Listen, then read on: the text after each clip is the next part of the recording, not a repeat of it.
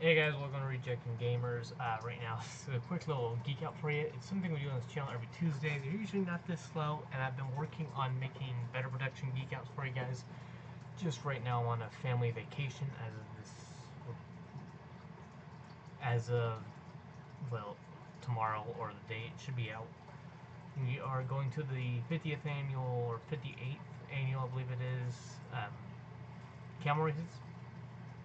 So if you want to hear about that, I can tell you a whole video about that after it's done. So, I do this video pretty fast. I realized I didn't have a geek out for this week. So, yeah. What's this going to be on? This is on an Overwatch comic. This is the first Overwatch comic I've been geeking out about. And let me explain something. The Overwatch comics I've been loving. The animated shorts I have been loving. Why? They tell a story. They are simple. A lot of them don't even sound like the Bastion one. They don't have that much voice line to it, but Blizzard in these short stories incites so much emotion into them.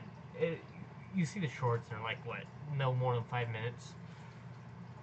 Well, that's about the comics. The comics are pretty small too, and usually you can get these for free. I believe Blizzard gives them out for free. I think that's what my buddy says. I don't know, I get a link to his page where then it automatically logs me on for some reason. I have it, so yeah, I want to say they're free. Don't take my word for it though. And what I want to talk about is the most recent one that came out, which was Junkrat and Roadhog origin story.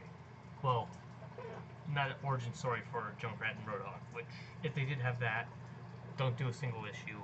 I want to see 5 issues leading up to them meeting together, and then do like so like the 5th issue would be this one in some form or fashion, a little bit more expanded Blizzard, and then have a buddy story leading up to the first comic. And Roadhog and Junkrat have always been a great crew. Even when I first read the comic, where they go straight, was like, you didn't even know those two.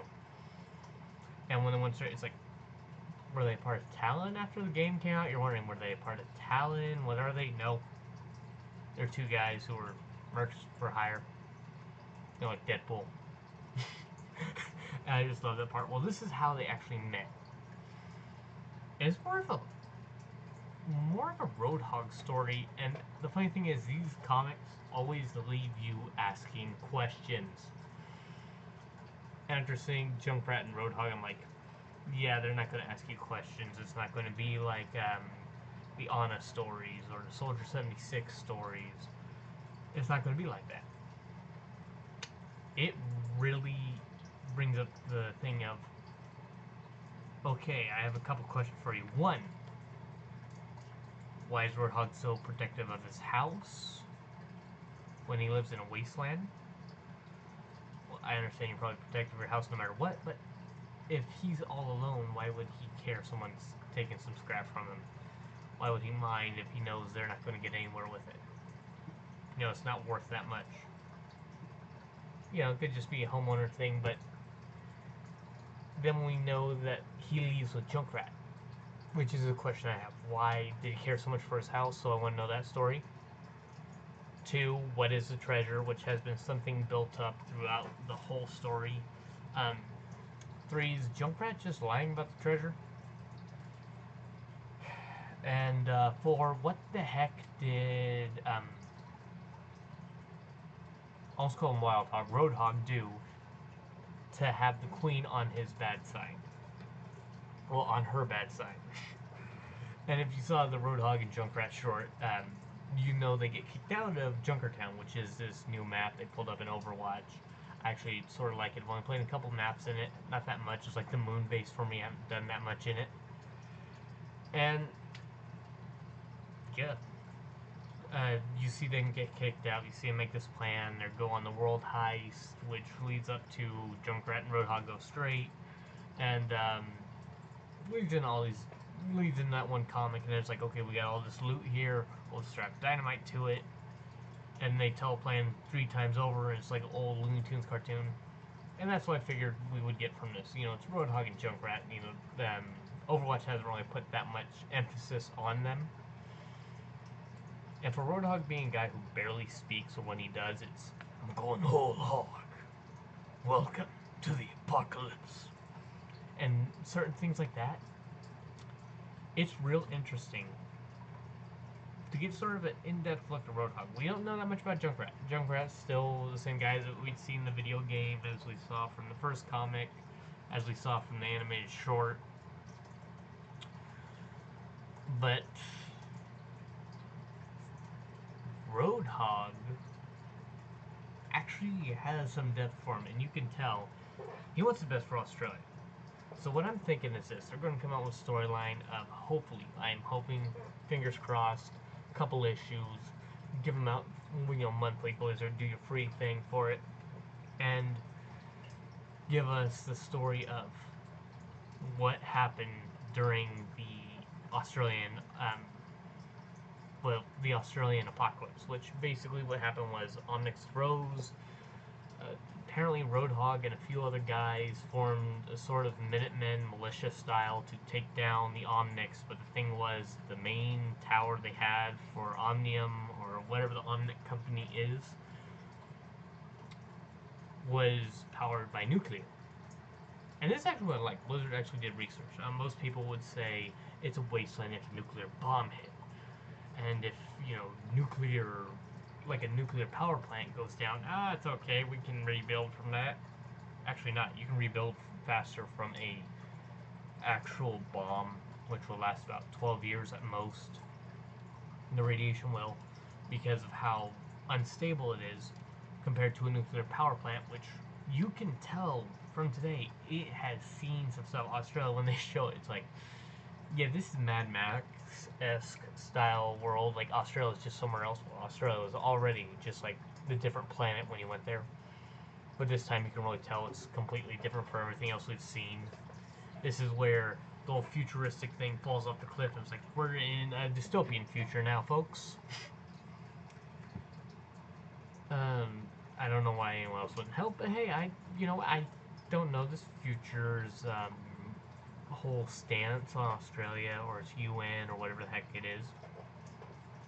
But the weird thing is this: Roadhog goes to Junkertown, not a big deal. After some guy started robbing his place, he hooked one guy. Guy pleads for his life, says, "We'll give you everything." They say, "Sure, go." They run off. He gets this little bit of scrap. Goes meets a mechanic, gives him some of the, looks like the juice bottles, his healing juice. And then goes to his bar, where you hear Loudmouth going in there. And this is how Junkrat and Roadhog met. Junkrat was mouthing off. People were asking, where's the treasure? Where's the Omnium treasure? Which, as Blizzard's been building it up to, and I think if they ever do a full story on how the Omnic crisis happened and what caused it to all occur, Junkrat's going to be the main part, because he has some treasure leading into it, and you even have voice logs in the game where they'll question him. I know Hanzo asks Junkrat. I think Reaper does. There's a couple different times where you'll see this voice line. I haven't really heard it that much, but I actually talked to a couple guys that I know that play Overwatch a lot more than me. Cole plays, for one. He's on my Hero or Zero podcast, told me about this voice line. So apparently Junkrat's real big into what caused the Omnic crisis, which is this so-called treasure he has. He mouths off, and he starts saying, you know what, I would only tell, I'm not going to tell. I'd only tell if I had a good friend, an honest friend, a friend I can trust. A friend like him. And he points at Roadhog, who's just sitting there drinking. He's not saying anything. And Junkrat keeps bringing up the price. He's like, I give him 10%, 20, 30. And it keeps going up and up. I think he gets to like 30%, if I remember right in the comic. I'd have to double check it. But what happens is this. Oop, focus there. This guy who was pestering Junkrat goes up to Roadhog saying, you know what, the Queen doesn't like you for what you did. You're not allowed here. If you don't say anything, if you don't do anything, or if you basically get out of here, the whole, I'm going to pick on the big guy thing. Because I'm a little guy and think I'm tough. You keep your mouth shut about what's going on here. I won't rat you out to the Queen. Roadhog, After this guy finishes talking to him, thrashing him, gets into a bar fight, beats the crud out of these guys who are surrounding Junkrat. And the first words out of his mouth after that was done, and Junkrat's like, yes, that's my friend, you know. I think it was like 30%. He goes, 50. Okay. And that's basically how Junkrat and Roadhog met. Literally just a bar fight. Got into a bar fight, and Roadhog sort of had a good voice, good ending monologue. I actually think most of his comic was Roadhog in a monologue. It wasn't him with a speech bubble. It was, you know, the most people, old school guys would call it thought bubble. I call them thought squares because they're just that little square you'll see on the screen with their idea or some information on the comic or whatever. Most of it was in his own monologue that he'd hear in his head and we'd read off the page. Well, what happens is this. He says he's a liar. He lies to everyone, even himself. But he's good, and the world needs it. That's why he hangs around Junkrat. He saw something in Junkrat that I don't think anyone else has saw. I mean, heck, I don't even think the Junkrat mains, and then Junkrat's like my third most used, no, second most used actually lately, most used Overwatch character. Yeah, when I get into a bad mood and want to just blow stuff up, I'll play Junkrat. Play some mine, play some bear traps, sit there, just camp, pop, pop, pop, pop, pop. Setting off explosives. But this is sort of, I think Blizzard's sort of pointing to the idea of, well, you say you want more story here, so let's sort of start inching this all in. And if they start doing that, if they start actually telling a story with all the stuff instead of just origins, they've been doing origin stories with the shorts or explaining how they're going with the shorts. And the funny thing is, the comics have been doing the opposite. Like Junkertown short, that was modern day. All Roadhog comics and Junkrat comics have been before the ending of the Junkertown. Soldier 76, all comics on him have mostly been at the end, except Old Soldiers, I think it was, for his origin, explaining more into him, and then his shorts have been him, just explaining. It's sort of weird like that. Well, no, Tracer actually has a different type of short like that, but yeah. But I think Blizzard's now sitting there thinking, okay, you know what, we've been doing this for a year now. Ooh.